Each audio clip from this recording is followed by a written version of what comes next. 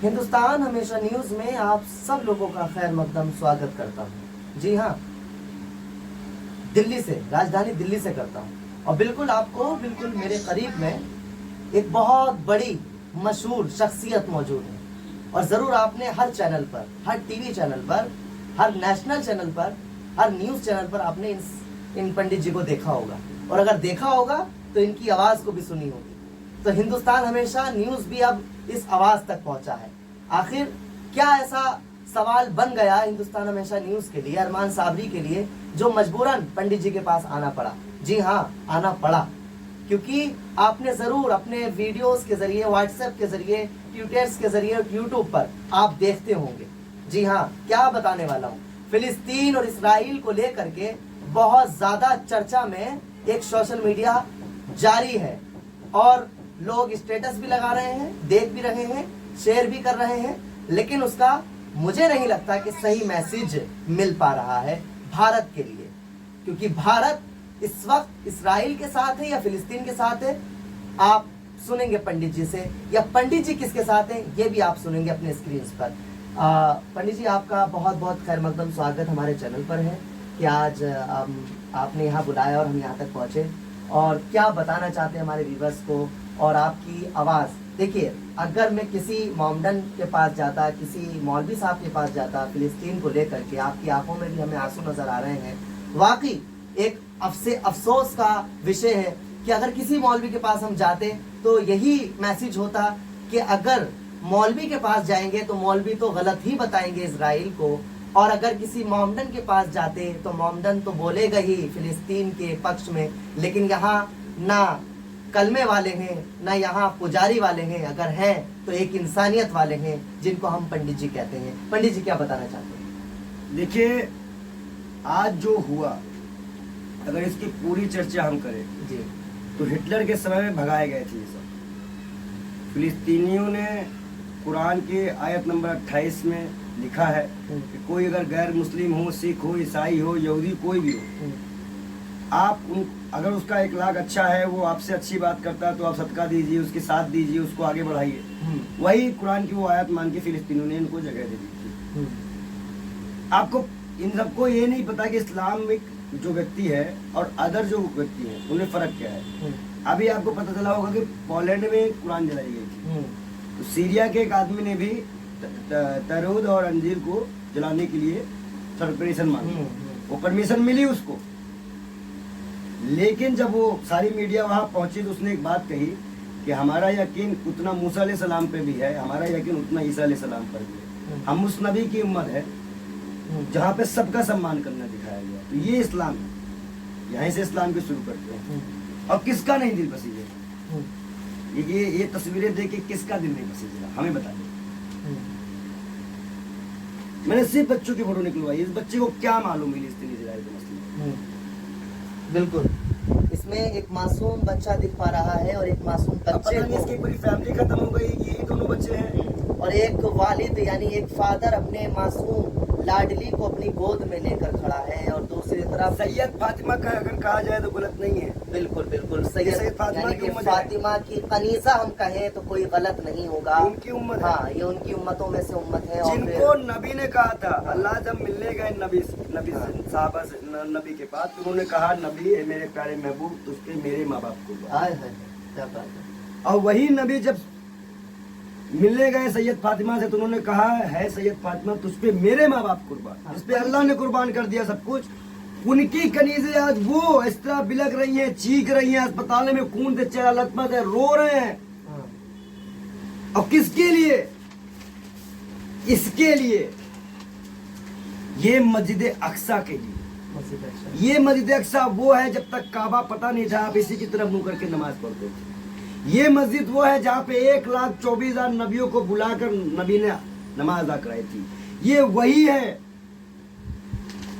जिसमें रात में फरिश्ते आते हैं। ये उनकी बहुत यादगार और बहुत दिल से जुड़ी हुई पूरी इस्लामिक कंट्री की। अभी मान लीजिए वहाँ पे इंटरनेट बंद कर दिया गया, फिलिस्तीन में इंटरनेट बंद है, एक भी बम यहाँ गिर जाए तब इंटरनेट बंद हो गया है, पानी बंद हो गया है, खाना दाना बंद हो गया है। हमने मैदान करबला में एक जंग देखी थी, यहाँ पानी बंद किया गया, आज ये जंग देख रहे हैं। कहना सुनना अब तो कुछ है ही नहीं। मैं हाल जोड़ चुका, पाँव जोड़ गिर पड़ गया। लेकिन पंडित जी कब तक रहेगा? मजलूमों के साथ जुल्म कब तक होगा? मजलूम इतने ज्यादा परेशान हैं। सोचे ना एक बार, वो करबला आपने याद दिलाया, लेकिन लोग खोए हुए हैं। कोई कह रहा है कि भारत तो खुद इजराइल के साथ है। भारत के प्रधानमंत्रियों का दिमाग, प्रधानमंत्री का दिमाग ठिकाने आ गया, उन्होंने मदद भेज दी फिलिस्तीन में। तो मदद भेज दी, वो मदद भेजी है इतने लोगों को खत्म करवाने के बाद। और युवा देखिए, जिम्मेदारी भारत से ज्यादा इस्लामिक कंट्रियों की है, भारत की नहीं। साफ सीधी बात। लेकिन इस्लामिक लोग तो रहते हैं ना पंडित जी। इस कौन से इस्लामिक? भारत में जो आजम खां के लिए बोल नहीं पाते, नासिर जुनैद के लिए नहीं बोल पाते। लेकिन वो मजबूर है ना। अरे तो मजबूर है, कैसी मजबूरी? हाँ, वो कहते हैं हमें बोलने नहीं दिया जाता। कैसी मजबूरी? जान से ही मारेंगे ना। हाँ। जेल ही जाओगे ना। हाँ। आने वाली उम्र सुधर जाएगी ना। हम नहीं जा रहे हैं जेल, राइट। हम नहीं जा रहे हैं जेल, हमें नहीं गोली मार सकते कोई। हम क्यों बोले भाई विराट के लिए? जब आप इतना डर रहे हो अपने के लिए बोलने के लिए, तो मैं जो बोलूँ फिर आपके लिए?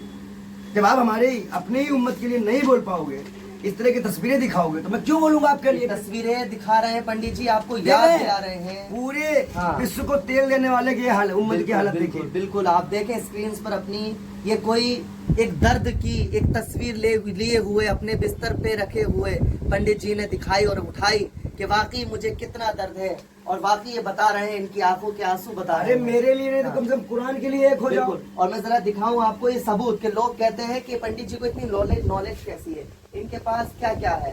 ये बिल्कुल भगवत गीता। हाँ, भगवत गीता जो मैं आपको स्क्रीन पर दिखाऊं, जो एक नॉलेज रखते हैं और जो सच्चाई की गीता है मैं कहूँ। और फिर इधर देखो, हाँ, कुरान जी, ये देखिए एक बार स्क्रीन पर। अगर आप नहीं पढ़ पाए तो बिल्कुल जरूर स्क्रीन पर देखकर पढ़ें कि एक कुरान शरीफ रखा हुआ है जो हिंदी का कुरान है, जो ये बाइबिल, बिल्कुल। और फिर उसके बाद ये एक बाय गुरु है, बाइबिल, हाँ बाइबिल, सॉरी, हाँ बाइबिल रखा हुआ है, यानी कि एक जानकारी जिसको कहते हैं। हाँ, यानी कि कुरान, गीता, बाइबिल हो या कुछ भी हो, ये एक बताने का, दिखाने का मकसद सिर्फ यही मेरा आपको है कि मैं खुद इनके पर्सनल घर में आया हूँ, और ये देखने के लिए कि पंडित जी इतनी माइंडेड, इतनी नॉलेज क्या से लाते हैं। क्या यहाँ पे मौलवी साहब इनके पास रहते हैं? दर्द आप देखिए, लेकिन अगर आप किसी का दर्द महसूस करना जाने, अगर आप सच में, मैं सनातनी हूँ और मैं सनातनी होने के साथ साथ अपने महाकाल को मानता हूँ, वो इंसान हो ही नहीं सकता जो किसी के दर्द पे पंडित जी, कहने वाले लोग कहते हैं कि आप मुसलमानों से मिले हुए हैं या आप पैसा लेते हैं या बिके हुए हैं, उनके लिए क्या जवाब है? हाँ, लेकिन आपका दर्द है ना, समझने वाले आपको समझ रहे हैं, लेकिन जो नहीं समझ पा रहे उनके लिए क्या जवाब है? बिकने को तो जो फिर हमको इस तरह बोल रहे हैं, तो मणिपुर में बिक गए होंगे, फिर तो अंकिता भंडारी में बिक गए होंगे, किसानों पे बिक गए होंगे वो। आप हमारी वीडियो, मैं तो कह रहा हूँ जिसको भी ये शक है, वो हमारा अकाउंट नंबर, मेरे पास अकाउंट से लेके हर चीज की जांच कराए। सरकार आपकी है, ईडी सीबीआई, आप कुछ भी कर दीजिए, हमें उससे मतलब नहीं है। आपके पास ईडी सीबीआई है, आप कुछ भी कर सकते हैं, आप कुछ भी कर सकते हैं, लगा दो जांच। लेकिन कोई बंगला नहीं, कोई बड़ा ऑफिस नहीं, कोई बड़ा मकान नहीं है, छोटी सी कुटरिया जिसमें रहते हैं पंडित जी, जिसमें रहते हैं हम थोड़ी ना किताबें। हम आपसे एक बात कहना चाहेंगे, हाँ। इन बातों से ज्यादा अच्छा तो तब ये लोग कहते हैं कि चलो प्रधानमंत्री के पास मणिपुर की बेटियों को हम बेइज्जत होने नहीं देंगे, चलो प्रधानमंत्री के पास हमारा किसान कैसे मारा गया। अभी हमारे यहाँ पे अग्निवीर मारा गया, उसको शहादत नहीं दी गई। अभी हमारा ये अग्निवीर मारा गया, वो सियाचिन में मरा, कैसे पहुंच गया वो सियाचिन, उसको पहली ट्रेनिंग से। यहाँ पे जो सरकार बन रही है वो हमारे खून की दलाली से बन रही है। 8 जवान हमारे कतर में फंसे हैं, क्या कर रही है हमारी सरकार? 42 जवान की शहादत कुर्बानी से बनाए हैं 19 में सरकार, अब की हमारे 8 जवान शहीद होंगे। हम किससे बोलने जाएं? और अगर ये लोग सोचते हैं कि हम डर जाएंगे, हम नहीं बोलेंगे, तो खाली आप हमें मार के ही खामोश कर सकते हो, उससे ज्यादा नहीं कर पाओगे। हमारा दर्द, हमारी चीखें उस वक्त तक जागेगी जब तक यहाँ पे जुल्म होता रहेगा। हम नहीं सह सकते जुल्म को, नहीं सहेंगे जुल्म भाई। पंडित जी, ये आवाज कहाँ से आती है? आप आवाज किस तरह निकाल लेते हैं? इस तरह देखिए, ये जोश कैसे आता है आपके अंदर? ये आवाज ऊपर वालों की है, मजलूमों की है, गरीबों की है, लाचारों की है। हाँ। और मैं खुद उस तबके से आता हूँ। नरेंद्र मोदी के आशीर्वाद से पहला लॉकडाउन मैंने बर्तन मांजे हैं होटल में। अच्छा। आशीर्वाद से। मोदी जी का आशीर्वाद कैसे हुआ आपके ऊपर? जब आप बेरोजगारी कर दोगे, महंगाई कर दोगे, तो हमको तो हम जैसे यूपीएससी छात्रों को बर्तनी तो मांझना पड़ेगा। मैं यूपीएससी स्टूडेंट हूँ। बताइए, स्टूडेंट है मतलब ये बता रहे हैं कि मैं एक स्टूडेंट हूँ और एक स्टूडेंट होने के नाते मैं कौम के लिए और देश के लिए दर्द रखता हूँ। 2017 में मैंने संन्यास ले लिया है। 2017 से मैंने संन्यास ले लिया। जैसे कि कैसा संन्यास? आजीवन संन्यास, अपना जीवन अलग करने का, ईश्वर की भक्ति और जनता की सेवा। लेकिन जनता की सेवा आप कर रहे हैं, लेकिन करने नहीं दिया जा रहा ना आपको। कौन रोकेगा? हाँ। इसके साथ जिसके ऊपर महाकाल कहा थे, ये नमूने रोकेंगे ये? लोग कहते हैं महाकाल के ऐसे बाबा होते ही नहीं है जो एक पक्ष बोलते हैं। एक पक्ष मैंने कभी बोला ही नहीं है। हाँ। कभी नहीं बोला है। आपको मैं बता दूं, जब राम का अपमान होता है तब भी मैं बोलता हूँ, नबी का अपमान होगा तब भी। मैं सूफी संतों का काम होता है शांति। हमारे लिए राम भी इम्पोर्टेंट है, हमारे लिए नबी भी इम्पोर्टेंट है, हमारे लिए ये सब इम्पोर्टेंट है। कहने वाले कहते हैं कि राम की तरफ कम रहते हैं पंडित जी और नबी की तरफ ज्यादा रहते हैं। जो राम के साथ रहते हैं वही क्यों नहीं हिंदुओं को 400 सिलेंडर दे देते हैं? हम तो बोल रहे हैं कि भाई अगर आप कह रहे हो कि हम हिंदू की सरकार है, हाँ। तो कर दो 400 सिलेंडर हिंदुओं का। हाँ। क्यों जीएसटी लगाए हो? यहाँ पर गंगा जल माता ने हम लोगों को दिया था, उस पर भी 15% जीएसटी। काहे की हिंदू सरकार? लेकिन अब तो सिलेंडर पे पैसे कम कर दिए मोदी जी ने। मैं क्या कह रहा हूँ आपसे, 9 साल में पहली बार रक्षाबंधन आया था क्या? हाँ, बात सही है। मैं आपसे एक बात कह दूं सर जी बताएं जी। कहीं जुल्म की शख्सियत बह ना जाए, ये नफरत की दीवार छत बह ना जाए जी। ये है गरीबों के मजलूम के आंसू, कहीं बादशाह हो तुम्हारी संतलत हिल ना जाए। ये 57 कंट्रियों को इशारा है, इनकी संतलत हिल जाएगी। और सच में आज मैं बता दूं, ये नाच गाना और दारू का असर ही है कि सऊदी जैसे जगह में भी आपने दारू अलाउ कर दिया, जहाँ पे इस्लाम ने पहले ही नबी ने दारू सख्ती से हराम कराई थी। आप अरब कंट्री को बोल रहे हैं? तो किसको बोलेंगे फिर हम? हाँ। किसको बोलेंगे? उम्मती तुम बनते हो, ठेकेदार तुम बनते हो। आज जुल्म हो रहा है तो चुप मुंह छुपा के बैठे हो। हाँ। अगर आप बताइए, अमेरिका इजराइल जा सकता है, 57 कंट्री नहीं जा सकती फिलिस्तीन। ये जाके वहाँ के बादशाह वहाँ बैठ जाए, कहते ओ इजराइल आ गए हम यहाँ पर, फेंक के दिखाओ। जब अमेरिका के राष्ट्रपति इजराइल फिलिस्तीन गए तभी मैंने कह दिया जी, तभी मैंने कह दिया कि ये दंगा कराने गए हैं, ये राइट कराएंगे। और ऐसा ही हुआ। और ऐसा ही हुआ। अरे आपको क्या पता भाई, जब अस्पताल में बम गिरा कितने बच्चे मारे गए? एक माँ अपने बच्चे की सर की हड्डी लिए घूम रही है, कोई पिता अपने बच्चे का पैर लिए घूम रहा है। शर्म आ रही है कि नहीं आ रही विश्व को? ये कैसा दंगा होता है भाई? अभी यूक्रेन रशिया का युद्ध हमने देखा ना, पानी रोका गया ना, खाना रोका गया ना, कुछ हुआ। पूरा विश्व मत कर रहा है, इस्लामी कंट्री सो रही है। देश के प्रधानमंत्री ने ट्वीट किया और उन्हें अफसोस हुआ इस चीज का जब अस्पताल में बम ब्लास्ट हुआ। देश के प्रधानमंत्री को कम समझ में आता है। हाँ, देर में समझ और आता है। इसीलिए गृह मंत्री ने कहा था कि अनपढ़ आदमी देश के लिए बोझ होता है। ये गृह मंत्री का बयान आ चुका है। अमित शाह को बोल रहे हैं? हाँ, उनका गृह मंत्री का बयान आ चुका है। जैसे क्या बयान आया? उन्होंने कहा था कि अनपढ़ व्यक्ति देश के लिए बोझ होता है, और सारे अनपढ़ बैठे हुए हैं वहाँ पर। नहीं तो जयशंकर जैसे व्यक्ति 8 लोगों को बचा नहीं पाए। आप बताइए, आप भी पत्रकार है, पहले FIR होती है, फिर जांच होती है, उसके बाद वो मामला कोर्ट जाता है, उसके बाद सजा होती है। 3 प्रोसेस में हमारी सरकार सो रही थी। क्या कर रही थी भारत सरकार? अगर आज मैं प्रधानमंत्री होता, मुझे बनने का कोई शौक नहीं है। बिल्कुल। हम दिलों में राज करते हैं भाई, हमें कुर्सियों को राज करने का कोई शौक नहीं है। अगर मैं प्रधानमंत्री होता तो मैं कतर तुरंत निकल गया होता और कहता, उनसे यही कहता कि हमारे आपके रिश्ते अच्छे में, उनको लेके अपने साथ उसी प्लेन में उनको लेके आता, उनके परिवार से मिला। पंडित जी, आपने जन्म कहाँ से लिया है?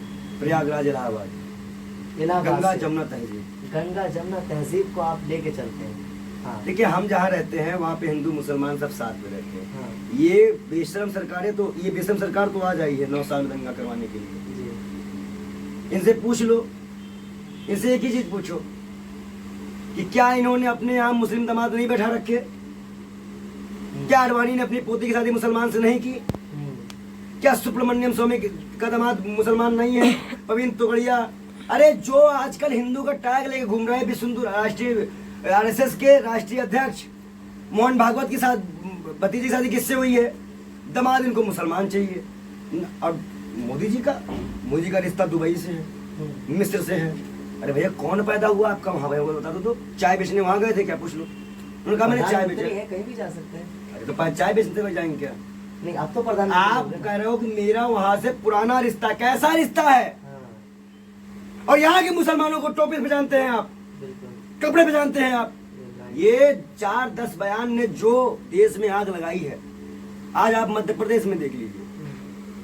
ना महंगाई की बात है, ना बेरोजगारी की बात है, ना महिलाओं की बात है। राम के नाम पे वोट मांग रहे हो? भगवान क्या वोट मांगने के लिए बने हैं? अब मैं बोल दूं तो मैं गुनहगार हूं। बिल्कुल सर, बोले ना, बोले। राम के नाम पे वोट मांगने की क्या जरूरत है भाई? आपको अपने काम नहीं किया? अपने काम तो किया होगा, जनता के लिए कुछ तो क्या होगा। और अगर आप राम के नाम पे मध्य प्रदेश में कहीं भी वोट मांग रहे हैं, इसका मतलब मोदी मैजिक फिनिश्ड, खत्म। मोदी मैजिक, मोदी जी का मैजिक, मोदी जी का मैजिक। आपको पता है, एक चीज मैं बता दूं, जी। मैं उन 8 किसान परिवारों से मिला जिनके परिवारों को कुचल दिया गया था, मैं उनसे मिलने गया था। नासिर जुनैद की छोटे छोटे बच्चों की आंखें आज ही मेरी आंखों में दर्द कर देती है जब मैं उनसे मिलने गया। नू गया, टूटी हुई दुकानें, मायूस चेहरा, उन व्यापारियों की आंख के आंसू। इन सभी जगह गए हैं आप? मैं गया हूं, मेरी वीडियो भी वहां पे की है। मेरे पास कुछ होता नहीं है, एक आवाज होती है। कहीं पूजा कर लिया। और मैं भी ये देखिए बैग रखा हुआ है अमेजोन का, हम सप्लाई करते हैं बैग से, इसी में 200 रुपए पर डे का मिलता है। इन्हीं पैसों से मैं जाता हूँ लोगों के पास, अच्छा, उन्हीं पैसों से मैं अपना इकट्ठा करता हूँ, फिर कोई ना कोई को पकड़ के जाता हूँ। देखा आपने, मैं पंडित जी की बात को रोकता हूँ कि एक बैग दिखाएं, कैमरामैन से चाहूँ जरा एक बार बैग स्क्रीन पर दिखाएं। ये बैग में बताया कि हम पार्सल वगैरह जो भी ये पार्सल होगा, देख लीजिए। हाँ, ये पार्सल होंगे, देखिए। कि शायद किसी पत्रकार ने ये इतना पार्सल। नोटिस नहीं किया होगा। जो ऑनलाइन जो सामान आप लोग मंगाते हैं, ऑनलाइन सामान आप लोग बिल्कुल घर बैठे मंगाते होंगे, ये उसी में से एक पंडित जी अपने आप को कहते हैं, और साथ में एक स्टूडेंट्स भी कहते हैं, लेकिन साथ में एक देश का एक नागरिक भी कहते हैं, और देश के लोगों और की- मुझे हाँ, मुझे अब दर्द पैसे रखते हैं। की क्या ही जरूरत। बच्चा चलो तो हमें हाय करता है, नमस्ते करता है, कहता है आपकी मैं वीडियो देखता हूँ। क्या बात, ये इसकी इतना ही मेरे लिए बहुत है। क्या बात। मतलब लोगों हम का सच में गरीब माँ के बेटे हैं, हमें रुपये से मतलब है ही नहीं। हम्म, हमारे पिताजी कहते नहीं, एक बेटे के लिए सबसे बड़ा सपना मालूम क्या होता है? कि पिताजी के नाम से वो जाना ना जाए, उसके नाम से उसका घर जाना जाए। पंडित जी मैंने वो जित आप पाली। मुस्लिमों से इतनी मोहब्बत, इतना अकीदा कैसे? हम मुसलमानों से मोहब्बत नहीं करते, हम इस्लाम से मोहब्बत करते हैं, कुरान से करते क्या हैं। बात। मुसलमान ढंग का नहीं रह गया जो मुझसे मोहब्बत करेंगे। हम मुसलमान को देख के आपसे बात करेंगे क्या? बिल्कुल। या नबी की बात सुन के करेंगे? मुसलमान तो जिना कर रहा है, जो सबसे बड़ा गुनाह है। नबी के बारे में क्या जानते हैं नॉर्मल सा? नबी के बारे में जब अल्लाह ने उन्हें महबूब कह दिया तो हम क्या बोलें? क्या और बात? दूसरी सबसे बड़ी बात यह है, पड़ोसी भूखा रहे आप खाना नहीं खा सकते। जब उन्होंने देखा, जब उनका जन्म हुआ तो एक गुर्बत का जमाना था, बच्चियों को पैदा होते ही दफना दिया जाता था उस वक्त में। उस वक्त। और उन्होंने उन्हीं के पैरों में जन्नत दी। जब ऐसे हालात देखे, और जब देखा एक बार चलते हुए सड़कों पे देखा कि लोग लड़ रहे हैं आपस में, कहा हराम। कोई बहुत पुरानी शराब हराम नहीं हुई थी, यही हराम की। इसी उम्मत में कहा हराम, हर वो नशा हराम जो इस्लाम में पैर टंगा दे। दूसरा सुनिए, इतनी ताकत, इतना सब कुछ होने के बावजूद कूड़ा फेंकी दादी, रोज फेंकती थी, कुछ नहीं बोलती थी। एक दिन नहीं फेंकी, पूछने गए क्या होगा, तबीयत ठीक है कि नहीं है? ये है वो। ऐसे हमारे राम की महानता है कि राम जब चलते थे, उन जब बोलते थे तो लोग, इतना प्रेम था उनके बात में, इतना प्रेम था कि मैं क्या ही बोलूं। और सबसे महत्वपूर्ण बात, सबसे महत्वपूर्ण, आज अगर राम को देखा जाए और कहीं ना कहीं सबको देखा जाए, तो क्या आज के मानव राम की तरह है, नबी की तरह है? बिल्कुल। आप बताइए, अल्लाह ने कब कहा कि मंदिर तोड़ो? क्या बात है।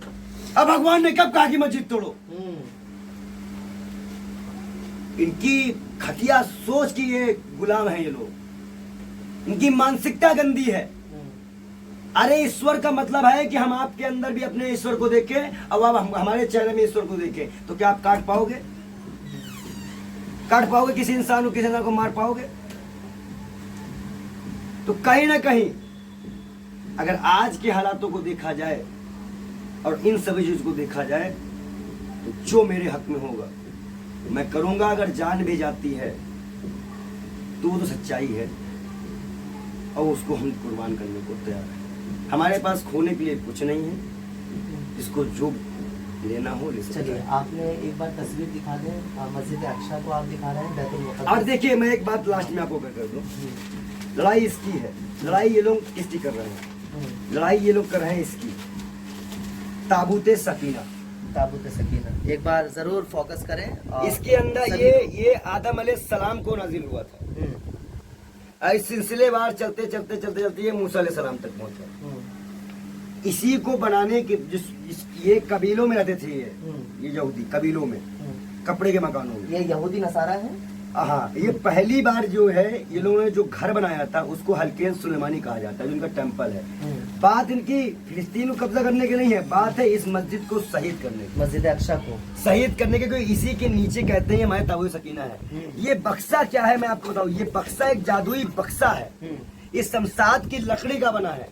इसमें तौरेत की ओरिजिनल कॉपी है, मूसा की छड़ी है, कई जुतिया है, कई नबियों की चीजें इसमें है। अच्छा। ये लोग जाते थे जंग में बक्से को खोल दिया करते थे। इससे उनका खौफ जो है अल्लाह में, उनका अल्लाह का खौफ जो था बहुत ज्यादा, उनको खौफ खत्म हो जाए। कई जंग जीते थे। ये पूरी उम्मत को ये कब्जा करने के लिए ये मांग रहे हैं कुल मिलाकर के। और जिन्होंने ये चीजें अब यहाँ है ही नहीं, मतलब इनका ख्याल है कि मस्जिद अक्सा के ये नीचे है। असल में ये जब इनके ऊपर जुल्म हुआ तब वो सकीना बहुत जगह बेहतरी की है, बेहतरी हो गई। बहुत ज्यादा बेहतरी हुई और इसको कई जगह कूड़े में डाल दिया, कहीं से फेंका गया, तो अल्लाह ने अपने फरिश्तों को बुला के भिजवा दिया, ले लिया अपने पास। ये मरते मरते मर जाएंगे, इस चीज को नहीं पाएंगे। नहीं पाएंगे। हाँ।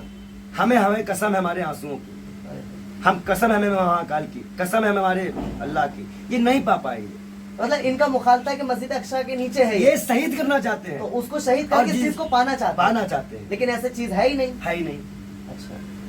आज इंटरनेट बंद है, देख भी हम नहीं पा रहे हैं कि हमारे उन भाइयों के साथ क्या हो रहा है। मणिपुर में नेट बंद कर दिया गया था, उसके बाद हमने बेटियों को नंगा घुमाते हुए देखा था। उन्नाव में 8 किलोमीटर बच्चे, अच्छा ये बताइए ये हिंदुस्तान है, 8 किलोमीटर बच्ची चली, खून बहता रहा, किसी का दिल न पसीजा। कोई भाजपा कांग्रेस आम आदमी पार्टी नहीं था, कोई इंसान ही नहीं था। बेटियों को बढ़ाना घुमाया गया। आज मैं बता दूं आपको, मैं उस दौर में जी रहा हूं ना, जिस दौर में या तो मर जाओ या तो कुछ कर लो। मैं सभी युवाओं को एक बात कहता हूं कि जब सड़क का खाने वाला, एक पार्सल बांटने वाला लड़का अगर ये काम कर सकता है तो आप लोग हाथ में हाथ धर के क्यों बैठे? और मैं क्या, जहां तक और मैं आपको एक बात बता दूं, भगवान राम रावण से युद्ध लड़ने गए थे, लेकिन वहां की जनता को देख के 4 बार संधि प्रस्ताव भेजे थे, 4 बार समझाए थे कि लड़ाई मत करो, तुम्हारी अवाम को नुकसान होगा। अब भगवान राम अगर चाहते तो लंका कब्जा कर सकते थे, कि उन्होंने जीता था, तो उन्होंने कब्जा किया। ये कैसे सनातनी लोग हैं? ये वो सनातनी हैं जो भाजपा से पैसा लेते हैं और युवाओं को बरगलाते हैं, और कहीं ना कहीं युवाओं के पास रोजगार नहीं, महंगाई चढ़ी हुई है तो उनको पैसे चाहिए। पंडित जी जो आज इंडिया में नशा सबसे ज्यादा हो रहा है, बिल्कुल हो रहा है। आप गुजरात चले जाओ, हाँ। आप इधर महाराष्ट्र चले जाओ, जहां जहां भाजपा है वहां के युवाओं के हाल देख के आओ आप। कहते हैं भाजपा ने तो कामयाब बुलंदियों को यानी देश को चमका डाला। गरीबी सोचकान देख में आगे कर दिया है, प्योरिटी में आगे कर दिया। लेकिन देश 55 लाख करोड़ का कर्जा 155 लाख करोड़ कर दिया। लेकिन मोदी वाला तो बना दिया लोगों को। एक चीज मैं बता दूं, हाँ। नमूनों की और बेवकूफों की बात करने में मत आया करिए। हम यूपीएससी एस्पिरेंट हैं, मेरे 10 मोदी को चलाते हैं, हम सचिव बनते हैं, हम ही 90 ही आदमी चला रहा है देश। मोदी को नहीं पता उसे क्या बोलना है, अमित शाह को नहीं पता उसे क्या बोलना है, हम बताते हैं आपको ये बोलना है। और हम जी नहीं लगाएंगे, क्यों? क्योंकि हम संत हैं। हम वो संत नहीं है कि जाके आपके पैरों में गिरेंगे, हम संत हैं, हम जी नहीं लगाएंगे। प्रधानमंत्री है ना, तो हम भी तो संत हैं ना। आप जिस धर्म की आप दुहाई देते हो उस धर्म के हम गुरु माने जाते हैं, तो कैसे मैं आपको जी बोलूंगा भाई? और आप एक गरीब माँ के बेटे थे, गरीब माँ के बेटे थे, हवाई चप्पल वाला हवाई जहाज में बैठ रहा था, आज ट्रेन में बैठने की जगह नहीं है। वो ट्रेन हादसा याद है, अभी केरल में बल्ब ब्लास्ट हो गया, हम्म, कुछ बोलेंगे? हर जगह तो हम ही मरते हैं ना, क्या नेताओं के बच्चे मरने जाते हैं?